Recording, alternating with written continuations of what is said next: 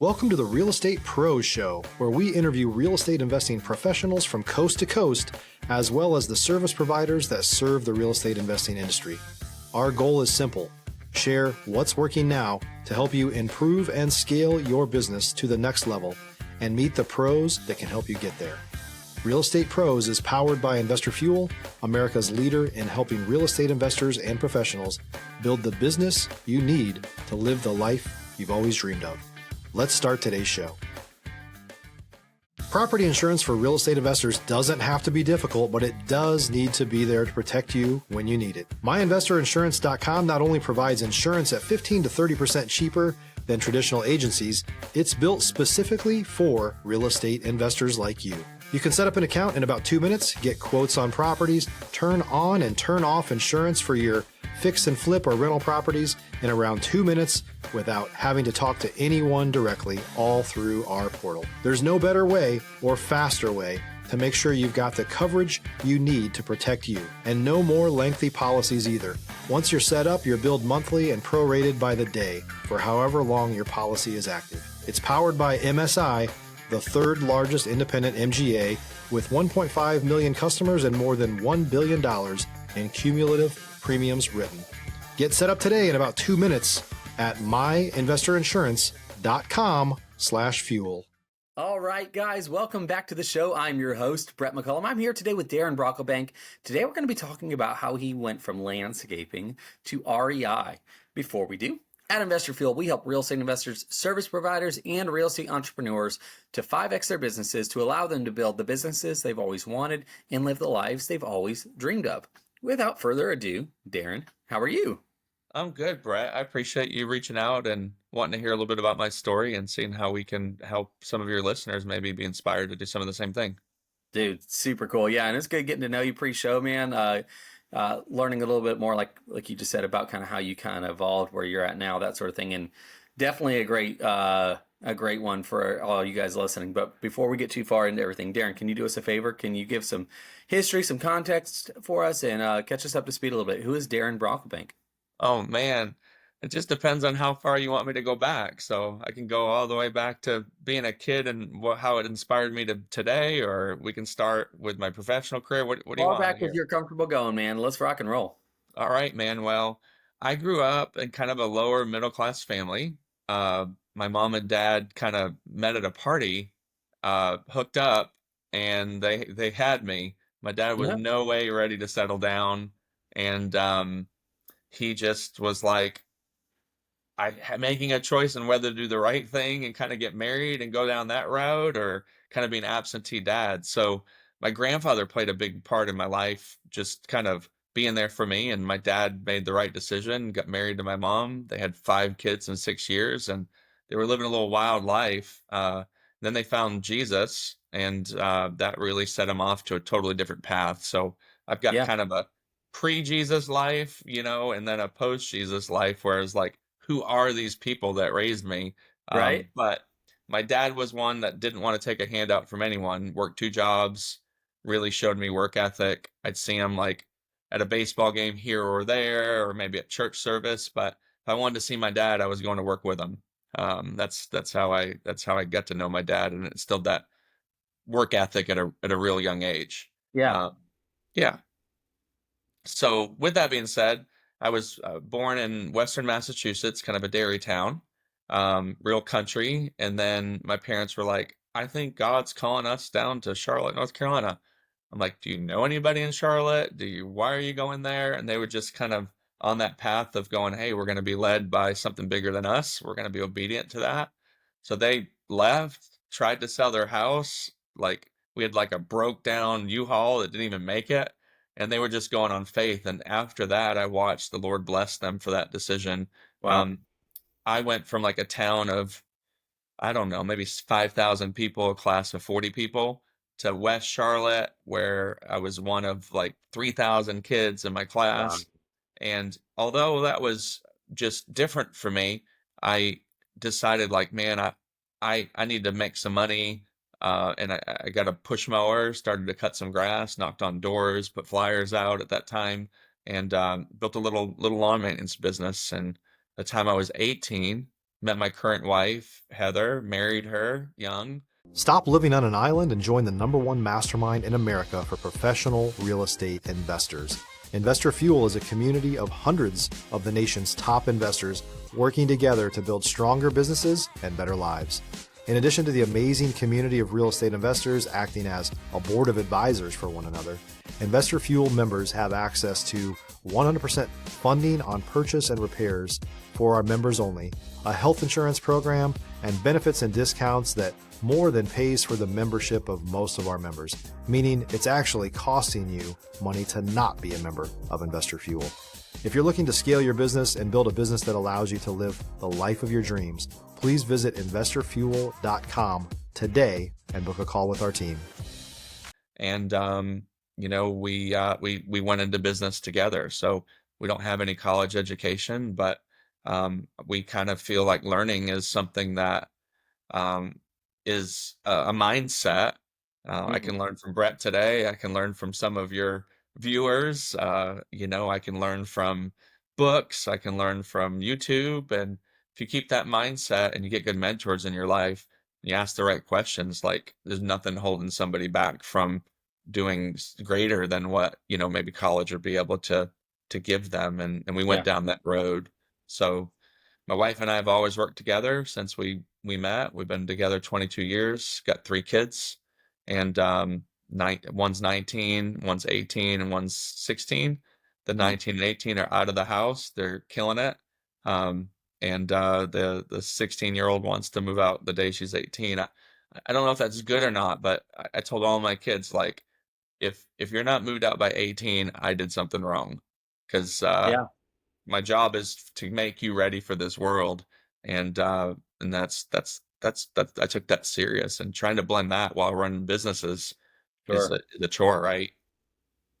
So fast forward, I guess, built a landscape company, turned it into the largest one in Charlotte for residential, sold it right at the pandemic, and already had some Airbnbs kind of going on, and moved and said, okay, well, let's get into real estate. That brought me back to my grandfather, that was an example as an immigrant. He was an immigrant. I guess his family was an immigrant, but just kind of swung a hammer and built a real estate portfolio that by the time he died had lots of money, lots of houses, was still living on it. And I'm like, how do you live from 60 to 94, 95 on something you built before? Because my landscape company was great. It gave me a big check at the end of the day. But if I didn't put that money to work, or I didn't do something to create residual income, I wasn't going to be living from even 35 to 60, let alone 35 to 95. So that's what inspired me to get into real estate, was him watching that, and then knowing the value of appreciation on houses, the value of residual income.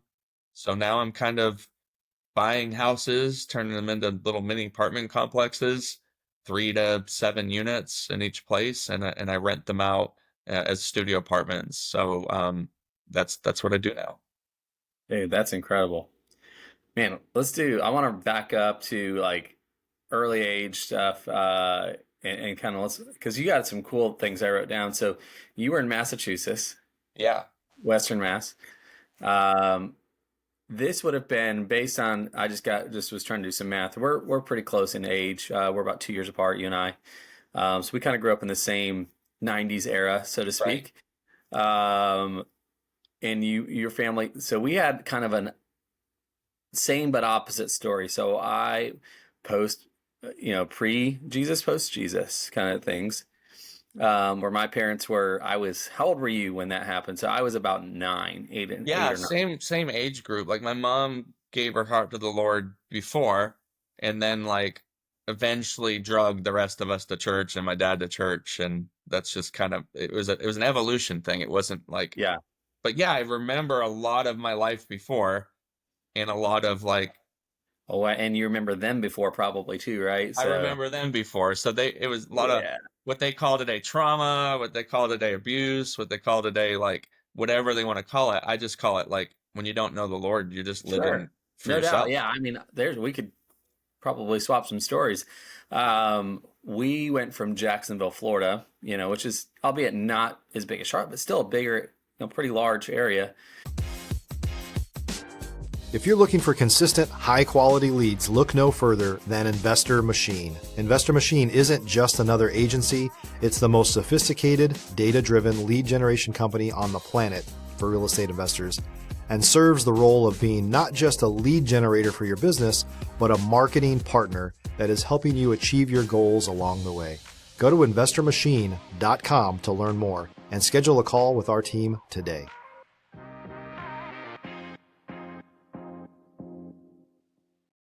And went to this little tiny podunk town in South Georgia. So we had the opposite. Yeah. Went from big city to small, where in my class we had 45 people in our graduating class. That's how big the school, right? So, there's two different extremes, right? But the same thing in that same 90s era. When you said that, have you seen, do you know of the comedian Nate Bargatze? No, I don't. Also a little bit maybe older than us, but like still in that same night, he's like, my parents were 90s Christian where people were the most Christian, that was Yeah, the they joke. were really like extreme. And that was kind of what was confusing to me as a kid, because they were pretty extreme for the world too. And then it was like, here's your new set of rules and you got to do this and you got to do that. And I'm like, and then fast forward, like, who are you guys? Because this isn't how you raised me, kind of thing. Like the way I'm telling you, need to go watch it, because the way he articulates that, it's like, yes, it's exactly how I grew up. It was pretty funny. And like growing up the opposite from the small town to the big city. Yeah. Like I wasn't exposed to a lot of races. I wasn't exposed to a lot of culture before. I wasn't exposed to big thinking. So like when we moved from 14, I remember going to a barber shop for the first time, and I was so ignorant. Like I was like trying to get my hair done. I was like, man, I want it done like Steve Urkel. And I didn't even know like they couldn't cut my hair that way. I didn't know what I didn't know. So landing in the school I landed in, I was an instantaneous minority. But it's so great. And that's since we've got a ministry now in Tanzania, Africa, with orphanages. It's called Waves of Freedom. And like I'm so grateful to have the small town kind of values that I learned of neighbors looking out for each other, but the big city opportunity with many different ways of thinking. Both of those things coming together, I think, has really helped me in my business and really help like even what I do for a living, have compassion for people, understand that they have a story, understand that nobody signed up that one day they wanted to have a room. Like they're there for some reason. They're either going through a separation, they're going through some type of a problem. So our upbringings do define us if we allow it to I guess manifest in a way to do good with it. So biblically speaking, I mean, things happen for your good, right? We know that. So another way of saying it didn't happen to you, it happened for you. Right. So a lot of the things that we go through, man, it's because I'll be honest with you, my upbringing was, if you just write it down on paper, you could call it not good. It was a rough situation. But today, I'll just tell you, I went to 27 different schools growing up. Holy crap. And they weren't in the military. No. And it was a lot. It was a lot. It was a lot. And, but guess what? I've never met a stranger. Right. In the business that we're in, where you're constantly meeting new people every day and knowing how, and then once my parents did kind of finally surrender their hearts, and things like that, even after they had became Christians and got saved, and they still had a season of like, well, it takes a while, right? Where you're working out your salvation, right? Like my kids don't understand the really blessing. Working it out, but it was during my adolescence, right? So it's like, gosh, this is confusion. It's like, I thought Jesus was supposed to make life better, right? And I'll say this too, he does, absolutely. And this is, by the way, my podcast. I can say what I want, and I loved it. This is something I'm very passionate about, obviously. That being said, I think a lot of people in the Christian faith expect like, hey, you get saved, things get better immediately. And in some ways they do, right? Like as far as the eternal outcome, which is what matters, changes. But there's still seed time and harvest, those principles. You planted bad seed for, 30 years.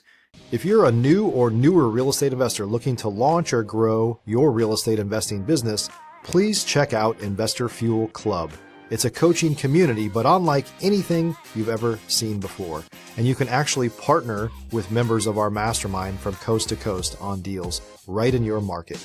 There's no better opportunity to build a consistent business than to literally partner with pros to help you avoid costly mistakes, avoid the need for capital to do deals, and help you eliminate your fears as you're starting your business. Learn more about Investor Fuel Club at investorfuel.com/club.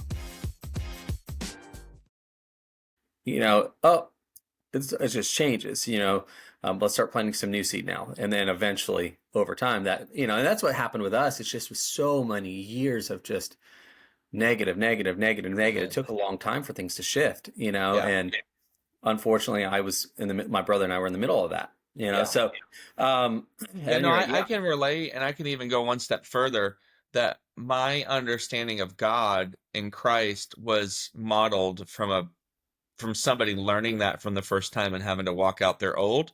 So I was a bit confused in my 20s. No doubt. And that really led to me not being the best husband that I could be, or father, because I wasn't mimicking everything, but I was definitely mimicking some things until I kind of had to have some trials and tribulation in my life and find the Lord for myself and what that meant, and understanding that maybe my earthly father didn't show me a great example of that. He's such a great man now and is amazing of what he's been able to overcome, and I look up to him. But at the end of the day, like, he's human, he was learning. So now having that direct connection with the Father the way I think it should be pure allows me to then understand that and it flow out of me to my kids, to my friends, to my wife at a better rate than that. So first generation Christianity is rough.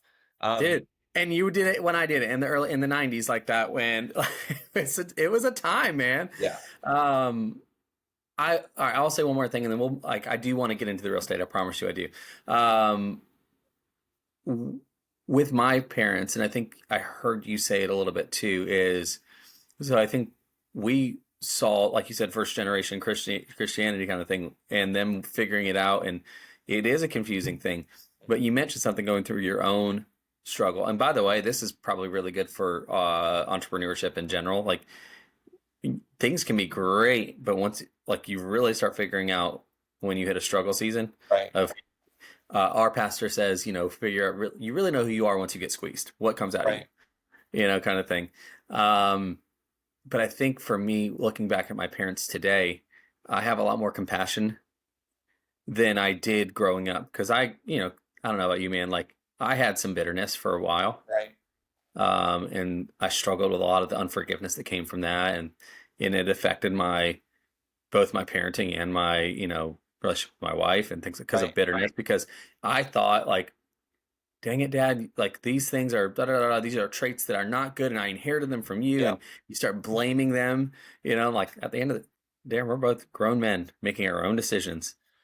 Yeah, I went through that, and I'll take it even one step further.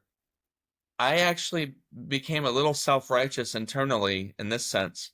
I was comparing my progress from my grandfather that was never saved until the very end of life to my dad, to myself. And there were areas that I maybe improved 70 or 80%. And I started self-righteously being like, oh, I have done this better than them. So I stopped working on the last 20%.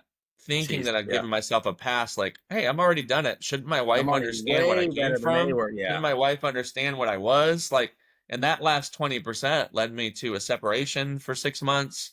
It led me to being humble. Yeah, but from that, what you said led me to forgiving my mom, talking to her, being vulnerable, being proud of what she came out of, versus like being a victim of it and feeling like I was formed because she did this.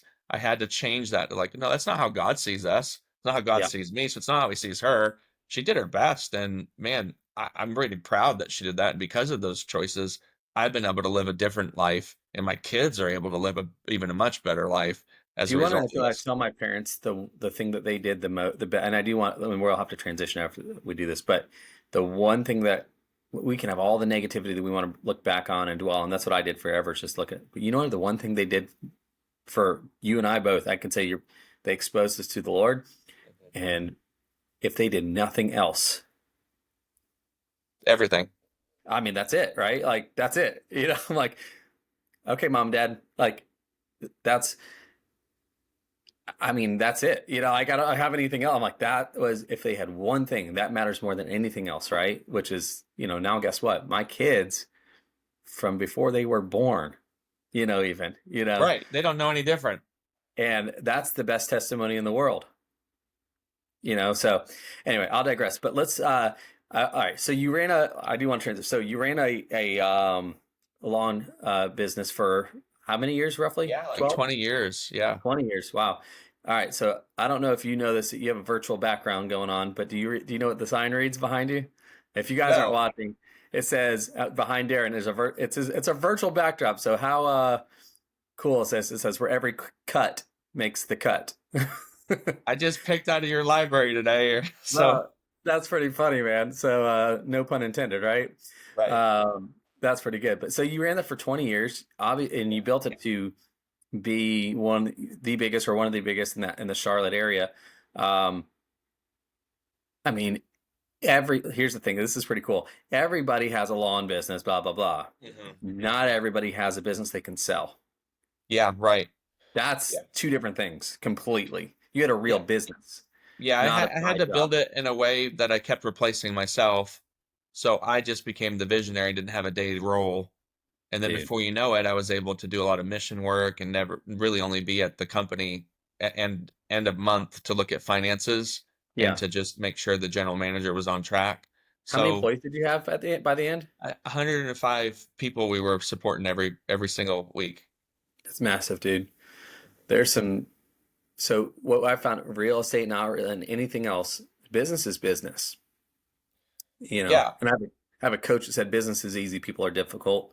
And you built a real business. What are some of and I know you sold it right at the pandemic era and stuff like that, but what are some of the top one or two things as a business owner that you built to sell something? You sold a business, which is not many of us listening to this can say that.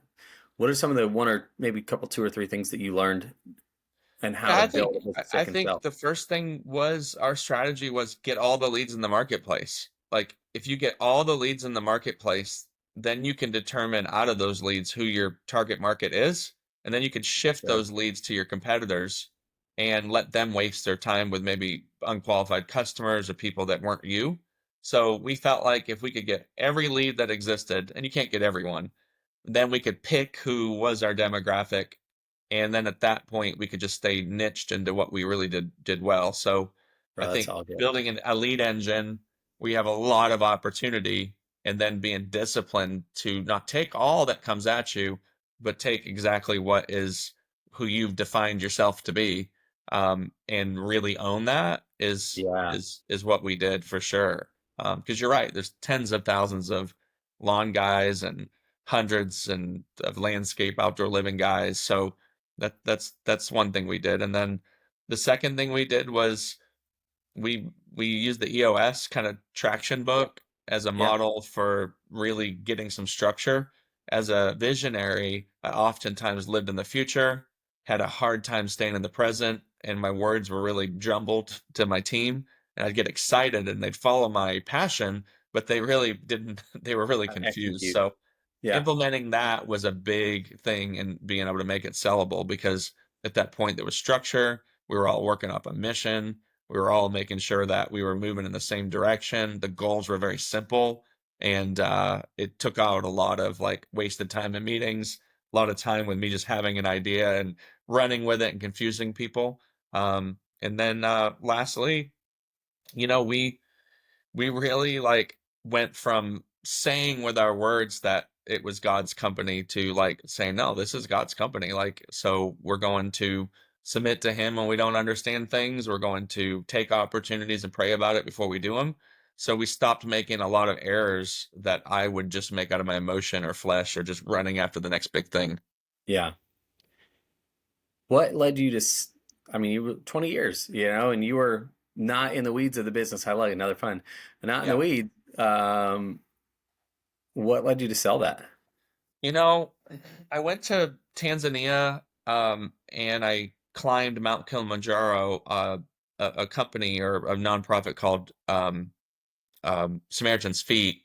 Yeah. They sent me there on Right. a trip. They were just kind, and we were big sponsors of them over the years. And they just said, "Hey, we want to send you here." So the climb is what made me go and support that organization. But when I was there, I didn't have my phone. I didn't have anybody. I didn't have my wife. I decided to stay for as long as it took for me to kind of get grounded again. Yeah.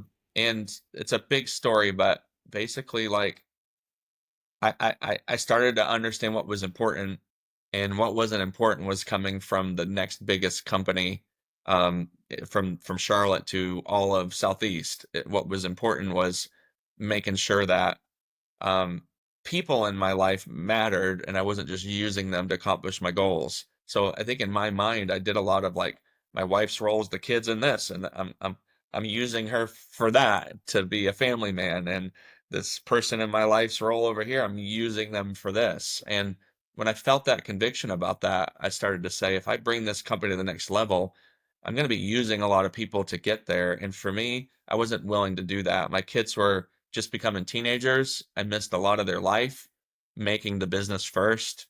I'd said God was first, but business really was. So Yeah. I had to say, okay, let's get into a business that might have some residual income attached to it, so I get some freedom of time and not have to feel like I'm having to use somebody to get to my next goals. And that doesn't mean everybody uses people, but it was a thing I felt convicted about for my life. So No I doubt. sold it when it was at the best. Um, the pandemic really made it go better because people had Sure. outside offices. But at the end of the day, I had to be obedient to that, and that led to, really a better marriage, being a better father, led to a business that I'm in now with real estate that I'm Yeah. helping a lot of people. You're 5 years into this now, and Yeah, that's wild to say because I think for me, COVID kind of wrecked my way of timeline. It's like that was 5 years ago already, kind of thing. right. Man, you're 5 years into this. What's been the progression like? You've done one thing for 20 years, shift to this brand new thing. What's been that progression? So the first year was like trying to figure out who I was. It was a very weird place. It wasn't good. Like I figured I sold, I have this money, it's great, but it's like, man, my identity was tied into that company way too far than what it should have been. So I Sure. had to break that down, determine kind of who I was, what did I want, what was purpose. So I started just networking for about a year and a half in the real estate business, maybe lending out some money that I had, maybe, learning wholesaling from a standpoint of like how do leads come in, not necessarily doing it, Right. but hanging out with wholesalers, understanding that, maybe supporting them, funding them for their leads, partnering with them. And then about 3.5 years ago, I started to build more Airbnbs. And I'm Okay. like, and then this one of the cities that we had a lot of Airbnbs in outlawed Airbnbs just about. So I'm like, dang, like that sucks. Like they don't want this in the city, and I've got 6 months, and I've got $300,000 of furniture and all these houses set up, and I over improved them in neighborhoods. So I shifted to room rental, because I already had a nice product, and I knew that all the statistics around us basically show that there's not enough housing for the people, and as inflation's going up, that continues to be a more and more of a problem. In our pre-show, you talked about pad split.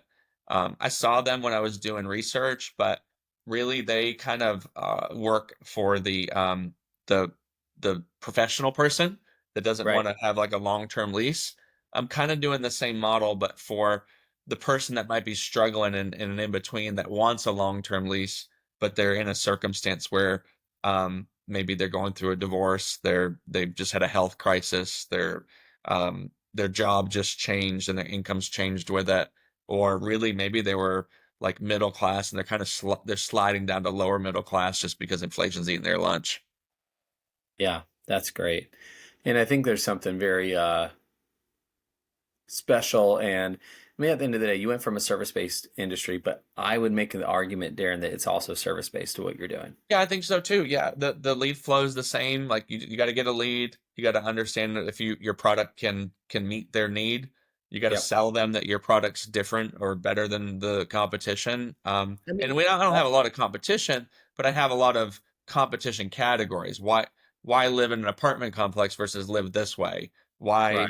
live this way versus live at your parents' couch in between? Like what that's what we're selling. And then yeah, we service them in the sense of like giving them community resources, helping them Yeah.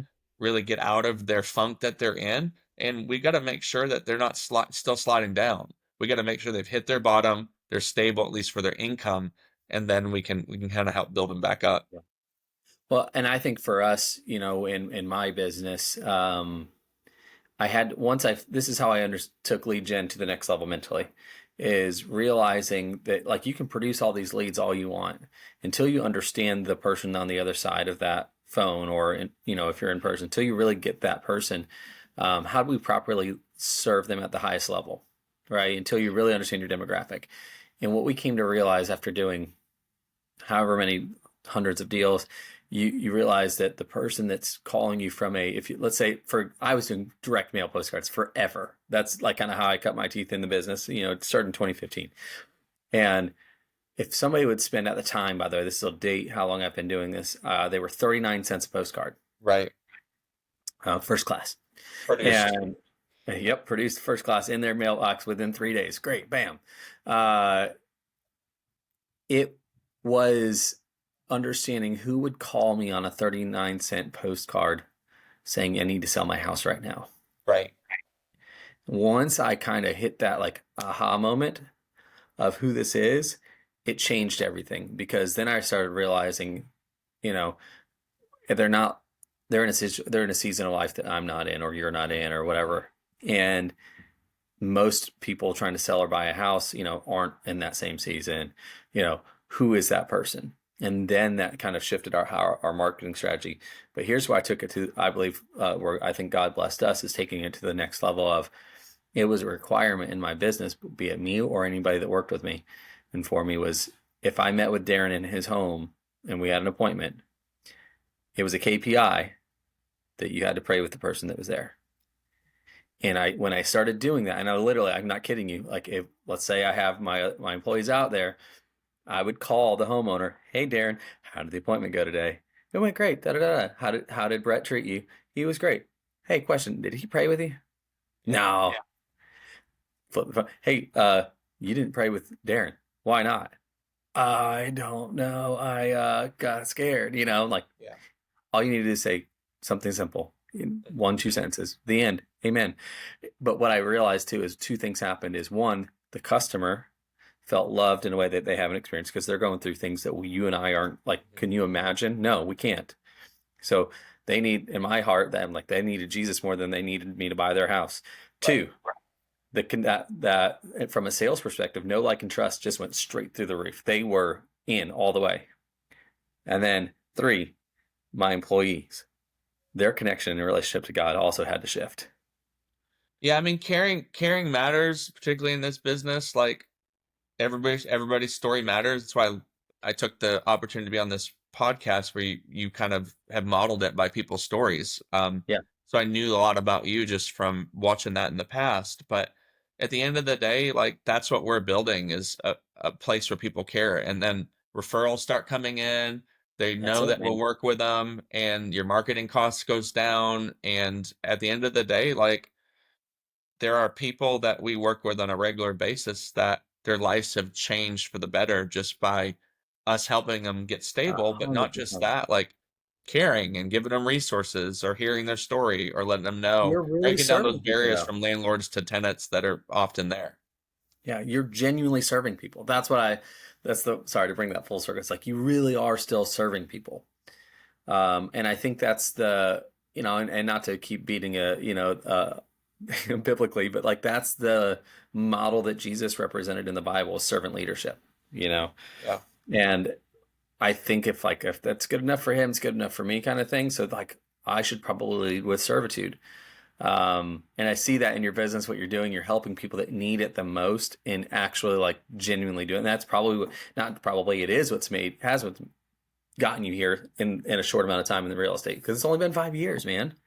Yeah, and I'd say half of that was just kind of figuring it out and sitting on the sidelines. So we bought like 25 houses that we had to remodel, we had to go through planning, we had to make them what they were. So we've only really had like the last year and a half clients that are No way. living there, because it was a year and a half of buying, remodeling, getting ready for the city, and then it was a Dude, year and a even half of better, learning man. the real estate business before I jumped in. Even better. That's incredible. And what you've been able to accomplish in a short amount. I know that, a lot of it, obviously we attribute it to the Lord, but secondly is you had 20 years of business acumen that you've developed, and you can take a lot of the parallels, business parallels into your, thing now. And just what you're doing, man, I encourage you, keep going, don't quit, good for you, man. This is really cool.